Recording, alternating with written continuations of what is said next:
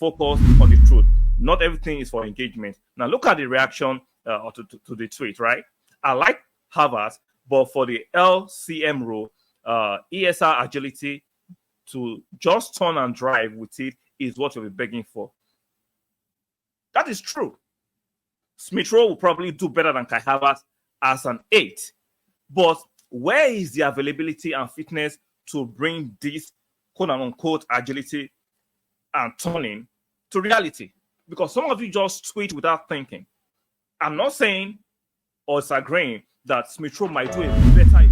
Welcome to the present. If you are just joining for the first time, be kind enough. Be very kind enough to strike a like button on the. It doesn't take more than anything to strike the like button. Subscribe here to subscribe and make sure you turn on that notification bell. Now let's discuss this interesting tweet I saw yesterday. MS Smith Rowe needs to start at LCM for the foreseeable future. I don't disagree, but the problem is that MS Smith Rowe has not been consistently fit for the last 2 years. So this tweet originally is not even making sense. You cannot play a player that has been struggling with fitness for the last 2 years. He had that groin surgery, he had that rehab, he had a setback, he had that rehab again. So let's be focused on the truth. Not everything is for engagement. Now look at the reaction to the tweet, right? I like Havertz, but for the LCM role, ESR agility to just turn and drive with it is what you'll be begging for. That is true. Smith Rowe will probably do better than Kai Havertz as an 8. But where is the availability and fitness to bring this quote-unquote agility and turning to reality? Because some of you just tweet without thinking. I'm not saying or disagreeing that Smith Rowe might do a better or a greater job than Kai Havertz in that role. But where is the fitness, the consistency, and the availability to do what you're asking for? Now, look at the second comment, right? Exactly. Excuse me.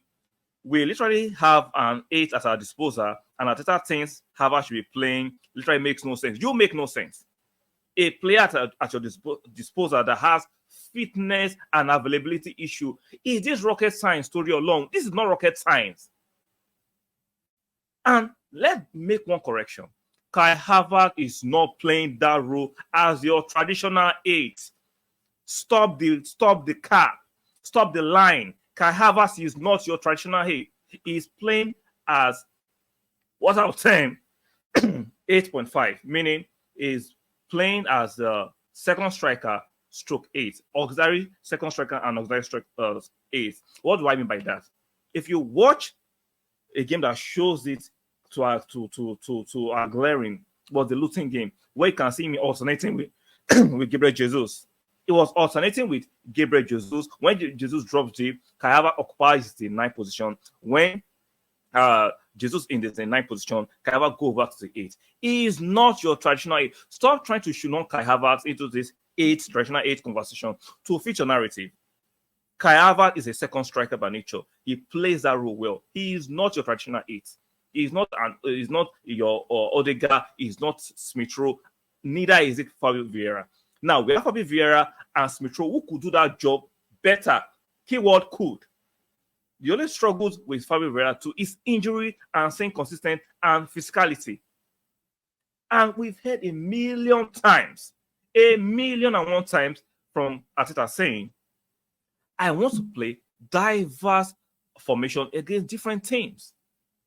Sometimes we are playing a 4-4-2, the non-traditional 4-4-2, but it looks like a 4-3-3 on paper. Open your eyes and stop pushing a false narrative or agenda that can trigger your audience. Can we be sensible for once and understand that Kai Havertz is not not your traditional 8. He's playing as an auxiliary 8 and second striker. Then Smith Rowe, yes, can play as your traditional 8. Fabio Vieira can play as your traditional 8. But these two players have two similarities: fitness issue and availability. Fitness issue and availability. So you cannot separate this and try to make sure you always turn on Kai Havertz to try to demean him because he's such a narrative and he's such a Chelsea narrative. Let's be guided. Let's be guided. So please, let's just stop it. Let's stop the hyperbole. I understand if you don't like Kai Havertz, that is your business. I understand it, but the manager has got him. We've acquired him. I don't care what Graham Souness says, because he played the game doesn't mean he's not saying gibberish. I don't care. The truth is that Mikel Arteta has done this acquisition based on what he wants to play. And let's stop this false narrative that Kai Havertz is playing as an 8 and he's not doing a fantastic job. He's not an 8. He's not a traditional 8. He's playing as a second striker. Whether you believe it or not, the proof is in the pudding. Go and watch the games again. Go and watch it. The fact that he's playing in that position doesn't mean the operation of that position is not different. He might be playing as an 8 in terms of position, but is it operating as an 8? Is Kai Havertz operating as an 8? NOT, no.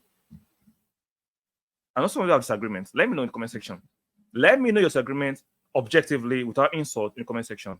Like the video on your way out, very, very important. Subscribe here to subscribe. And do not forget, lastly, to make sure you turn on your notification bell. And I'll see you guys on the next one.